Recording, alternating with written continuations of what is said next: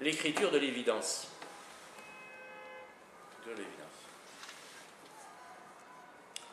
Il y a certainement une difficulté à aborder les textes d'Éluard selon les méthodes habituelles universitaires de l'analyse littéraire.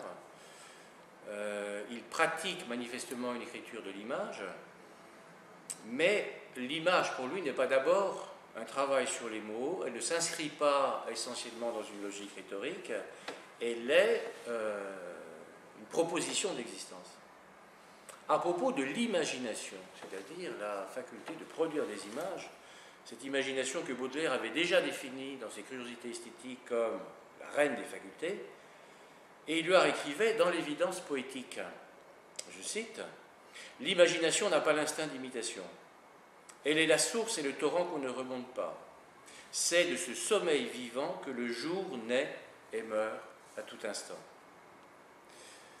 C'est donc à Éluard tout particulièrement que pourrait s'appliquer l'injonction de Bachelard dans ses textes de réflexion sur la poésie, lorsqu'il dit qu'il faut, je le cite, vivre l'être de l'image, c'est-à-dire non pas la considérer comme un ensemble de figures ou une figure parmi d'autres, non pas comme une disposition de la langue, au sens où Valéry affirmait à propos de la poésie que c'est une langue dans la langue, mais la recevoir, cette image, comme une promesse de vie plus vaste. Dans Donner à voir, Éluard affirmera « Il n'y a pas loin par l'oiseau du nuage à l'homme. Il n'y a pas loin par les images de l'homme à ce qu'il voit, de la nature des choses réelles à la nature des choses imaginées. La valeur est égale. Matière, mouvement, besoin, désir sont inséparables. » Et un peu plus loin, il rajoute « Pense-toi fleur, fruit est le cœur de l'arbre, puisqu'ils portent des couleurs, puisqu'ils sont un des signes nécessaires de ta présence. » Eh bien, cette quête d'une présence au monde explique assez bien l'écriture poétique d'Éluard, qui est à vrai dire d'une simplicité assez déroutante et surprenante pour l'analyse. Par exemple, la langue d'Éluard est beaucoup plus que chez Breton, c'est une langue qui exclut toute préciosité, toute recherche du mot rare. Elle est même, si l'on peut dire, d'une très grande pauvreté syntaxique et lexicale, une syntaxe minimale. Ça va dans le sens de la rupture avec le discours socialisé qui est propre à toute cette génération, mais il n'y a presque jamais chez lui, alors qu'on en trouve chez Desnos ou chez Aragon par exemple, pas d'enchâssement, plutôt un empilement, une succession de propositions indépendantes simplement juxtaposées. Le plus frappant peut-être c'est le vocabulaire, très commun, avec beaucoup de substantifs génériques. Un exemple dans notre recueil, Les yeux fertiles, Belle main, qui décline des noms d'une très grande simplicité. Je les relève, main, campagne, herbe, fleur, promenade, tempête, songe, avec des adjectifs très rares, deux seulement, à la limite du cliché d'ailleurs, une jeunesse qui est dite ancienne et un azur qui est qualifié de profond. On a donc affaire à une poésie, à une poétique du nom, qui en même temps exclut le pittoresque et qui tente presque à chaque instant de construire ou de refonder un rapport matériel, substantiel, sensuel bien sûr en même temps avec le monde. Et toute la magie éluardienne se trouve dans la richesse que l'écriture donne à cette langue qui est volontairement pauvre au départ. Ce poème d'ailleurs Belle-main se termine par une injonction poétique, une injonction à, je cite, inventer passionnément avec des mots. Eh bien cette invention elle se joue non pas dans les vocables mais dans leur combinaison. Comme par exemple dans l'expression qui conclut la première strophe, notre image a gardé nos songes, qui est une formulation apparemment simple, en réalité tendue, dynamique malgré son apparente évidence, puisque elle équilibre la surface de l'image et la profondeur du songe, ou disons, elle loge cette profondeur à la surface même du visible. Cette manière d'équilibrer dynamiquement une image déroutante est extrêmement fréquente chez Éluard. Un autre exemple dans ce recueil, le texte Paranoïa, dont je prends le distique final. Le fleuve descend comme un œuf et nous sommes les oiseaux. Paranoïa, le titre annonce bien sûr un délire associatif, un peu à la manière de Dali. On le retrouve ici dans la transposition énigmatique du fleuve en un œuf.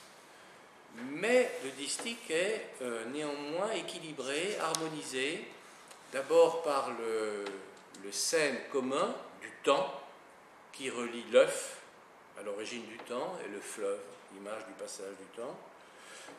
Des continuités phoniques également entre le F en F et en S, et puis surtout un équilibre dynamique qui pourrait faire penser d'ailleurs à certains textes de Hugo ou de Baudelaire entre le fleuve qui descend, la descente du fleuve et les oiseaux, donc l'envol supposé des oiseaux. Et de plus, comme souvent chez Éluard, ces deux propositions sont données sur le mode assertif, autrement dit présentées comme des constats, sans violence, sans surprise. L'évidence éluardienne, elle tient également à ce que le dire poétique, aussi énigmatique soit-il, dans son sens, s'apparente toujours à une parole.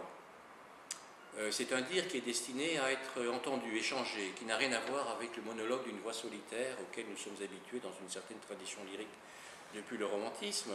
Le jeu chez Éluard, et donc il ne faut pas dire le jeu éluardien, chez Éluard le jeu s'énonce fréquemment, mais en s'ouvrant presque toujours à un tu, à une conscience haute qui peut être le lecteur, l'être aimé, qui est là pour lui donner un écho nécessaire, pour l'ouvrir aux possibilités des métamorphoses. Donc le jeu éluardien, qui est une des constantes lexicales de cette poésie, n'a rien de narcissique. Pierre Emmanuel, qui est un autre poète, grand poète de la Résistance, parlera dans un article du jeu universel chez Éluard, c'est-à-dire un jeu qui se définit justement hors de toute définition, qu'on pourrait placer sur un plan ontologique, beaucoup plus que psychologique.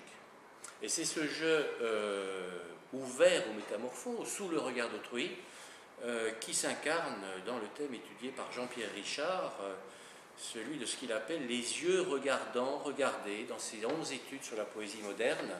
Il débute ainsi son analyse à propos d'Éluard, après avoir donné une citation. Tout commence pour lui avec le surgissement d'un autre. D'une petite tête précieuse qui le regarde et qui le regarde, cet échange suffit à illuminer le monde et à faire naître en lui une possibilité infinie de sens. On voit bien cela, par exemple, dans notre recueil, le poème La plage, que je vais essayer de retrouver. Poème de 4 vers, La plage. Tous devaient l'un à l'autre une nudité tendre, de ciel et d'eau, d'air et de sable. Tous oubliaient leur apparence et qu'ils s'étaient promis de ne rien voir qu'eux-mêmes. Les 2 premiers vers sont caractéristiques du mode éluardien, du pour autrui, c'est-à-dire de la présence à l'autre et de la présence fusionnelle au monde. Alors que les vers 3 et 4 disent l'ancien narcissisme de l'apparence, où on peut entendre d'ailleurs une récusation, une dénonciation implicite du lyrisme poétique traditionnel, généralement centré sur un moi individuel, non ouvert à autrui. Plus généralement, on peut imaginer que dans Les yeux fertiles, le rapport entre texte et dessin s'inscrit bien sûr dans un tel échange créateur.